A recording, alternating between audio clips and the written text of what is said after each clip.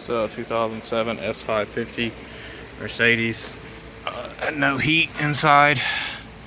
If you don't have any heat behind this shield here, right here, you'll find this heater control valve. These two lower hoses down here go into the heater core. Make sure that they are both hot. If one is hot and one is not, then this is probably your issue. I think this is second time I've had to do this. But yeah, zero heat in the cabin.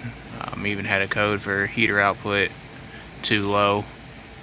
So you know, these hoses were hot, these hoses were hot. This upper one was hot, but this lower one was not. So all of these were like 215, 220 degrees, and this lower one was 150. So that was your problem here. It's not this.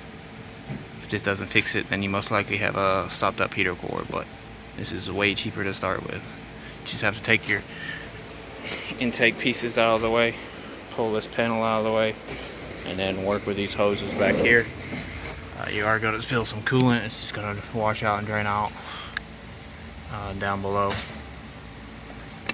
But you have to make sure you put these clamps back in the same exact spot that they come off on the hoses with their impressions.